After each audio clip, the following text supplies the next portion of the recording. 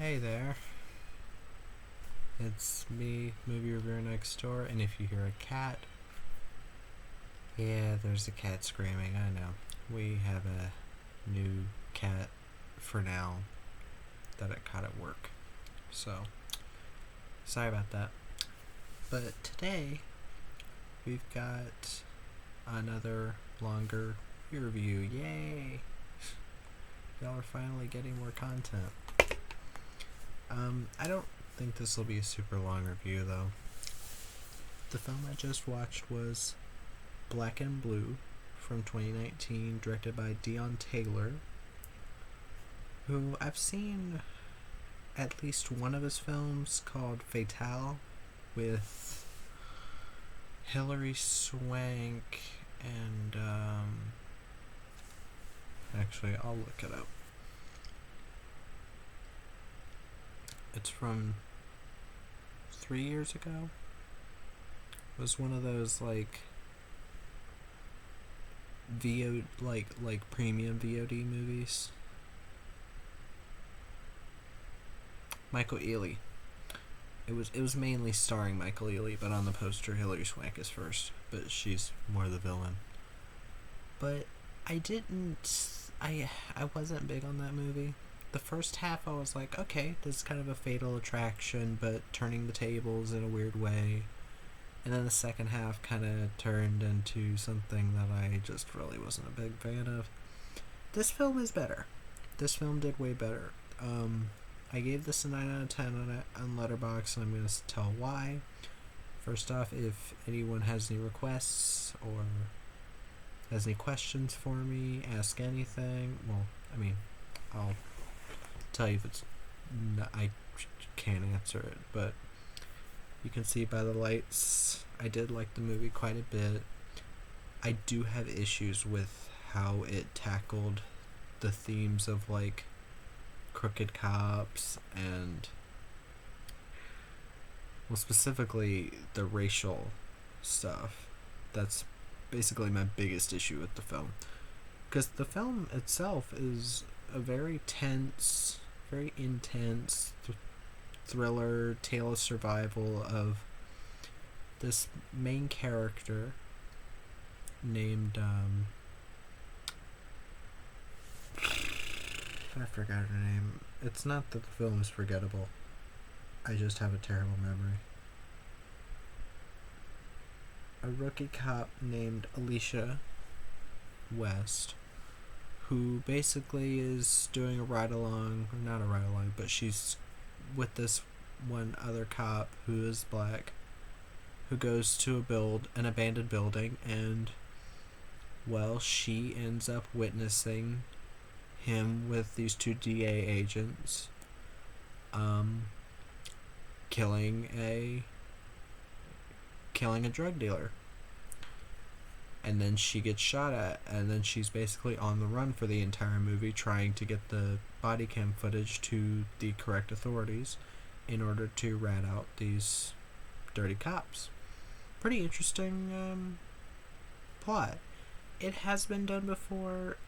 There is a film from the next year, well, I mean, done before, but there's a film that this gets compared to quite often called Body Cam, with Mary J. Blige, Nat Wolff. I liked this film quite a bit more than that one. I still don't hate that film. I thought it was good. I did think that there were some issues with it, but Mary J. Blige, that's possibly her best acting ever. I've never been a big fan of hers. I've always thought if you're a singer, stay with singing and not acting. But in this film, Naomie Harris is one of the biggest draws of the film.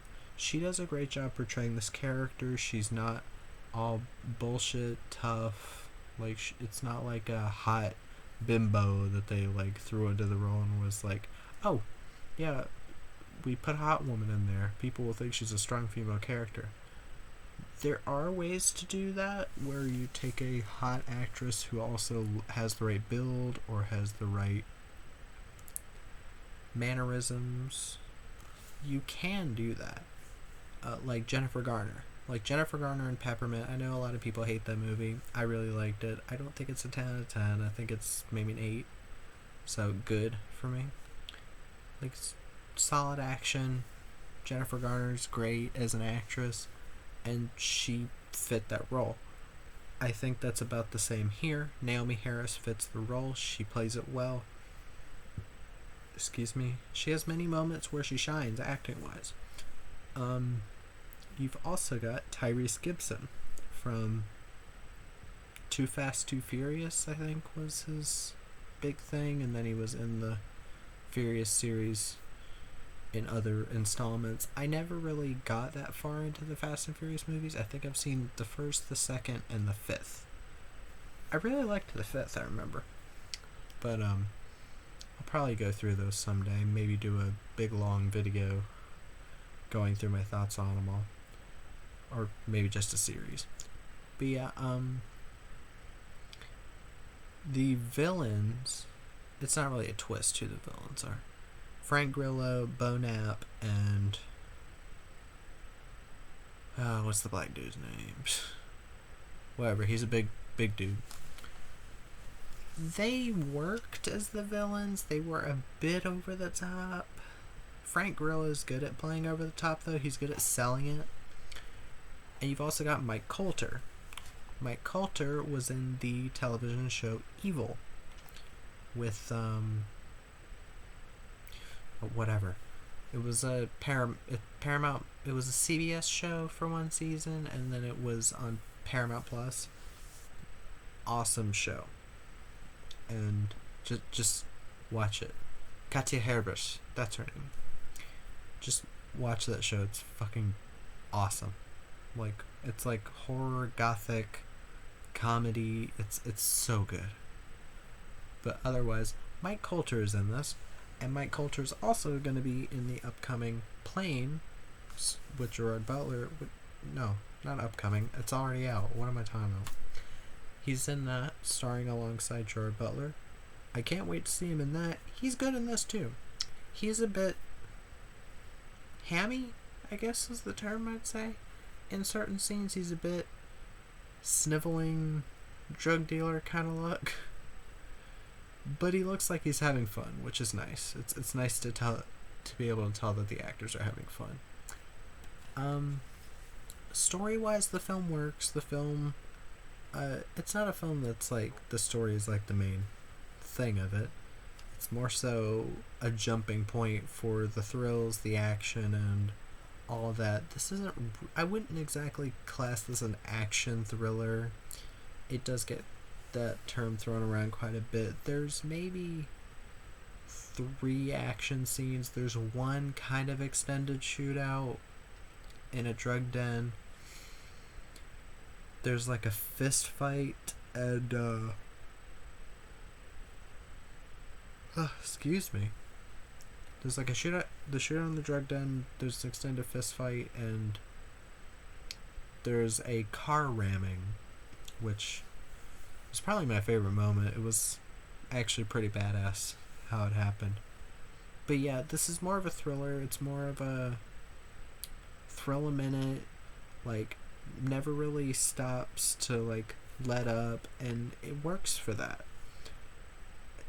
As a film that has like a message to it, and the whole like black cops are supposedly selling their own people out, I don't agree with that. I think cops 100%. Well, I mean, right now cops get a bad rap because there's the whole defunding the police movement, and then there's people that are like, oh, where are the police? Oh, maybe they're gone because you defunded them. I'm not going to get into politics. I'm just going to put my thoughts on this as a film. But, come on, it's a bit ridiculous. But my main issue with the film, now it's not it's not one that's just to this film. It's to pretty much all films that talk about, oh, corrupt cops. So you've got like this film, Body Cam. What was the other one?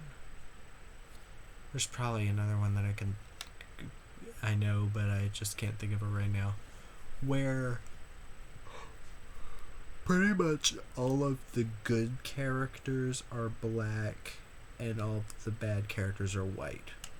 Now, I understand that there are people that'll be like, oh, all cops are evil. No, they aren't.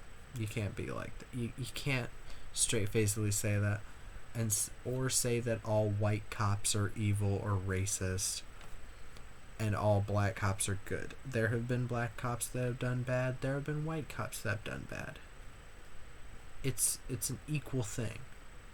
And like to write a film like this is a bit maddening to me. I know there are other people that feel the same way that I do.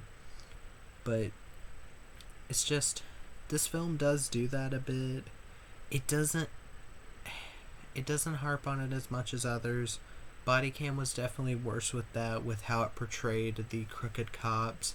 In this film, it's mostly, there's just two characters that are mostly like that.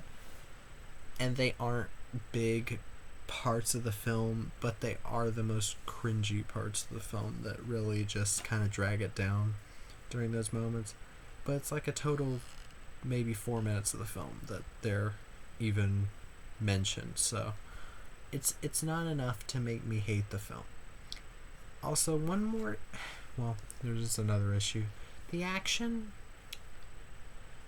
this kind of feels like I think his name's Wes Miller, who did Atone, Hell on the Border,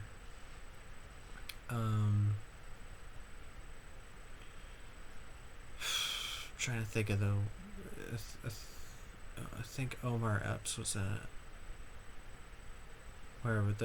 I think it was Omar Epps, and Omar Epps, RJ Mitty had like a scene in it. George Lopez, where they were like getting revenge for the death of their kids. In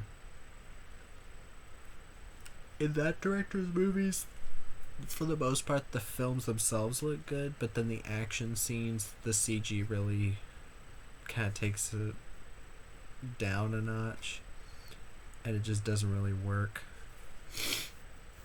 But that's kind of how it feels here. The action kind of feels like an afterthought in certain spots. The CG smoke, CG blood, it is some of the lesser good looking CG blood. It's way too bright, and there are moments where you can tell that they're trying to blend real elements with the fake, but the fake elements don't look good enough to blend. So you get a lot of really bad CG smoke whenever grenades are thrown, and a lot of bad looking CGI blood. But other than that, the staging was fine. But the film itself, it's just, there's not a ton to talk about. Trust me, I wish there was a bit more to talk about. That doesn't mean it's bad at all. I know I keep saying that, but excuse me. But yeah, Naomi Harris works very well in the role. It was nice to see Tyrese Gibson given a bigger role, since I saw him in Dangerous, which he was kind of just there to die. But like, yeah, this is a good film. It is on Tubi. Currently, I don't know if it's one of those that'll stay on Tubi. Sorry, I am so tired. I had work today. Good thing I have 2 days off after this. But yeah, just if the concept sounds interesting to you, I guess give it a look. Otherwise, I guess move on. But yeah, the other film, Body Cam, I do kind of recommend it. It was kind of a weird mix of like a crooked cop thriller and a horror film, where the horror was actually kind of gruesome at times. The ways that some of the bodies were like mangled and all of that, I found it really interesting. And definitely I could tell it wasn't like, it was like being like, okay, we're R-rated, we're gonna use that shit. We're gonna take advantage. So I was happy about that. But yeah, I guess I'll have to look forward to what else Naomi Harris is in. I still haven't seen the Daniel Craig. She's going crazy again. still haven't seen quite a few of the Daniel Craig Bond movies, which I know she's Moneypenny in. So I guess I'll have to check those out at some point. But yeah, I think that's about it for this review. Sorry it wasn't more interesting. I kind of just wanted to do more of these to, make up for not being here as often as I should be. But yeah, hope everyone has a good day or night, and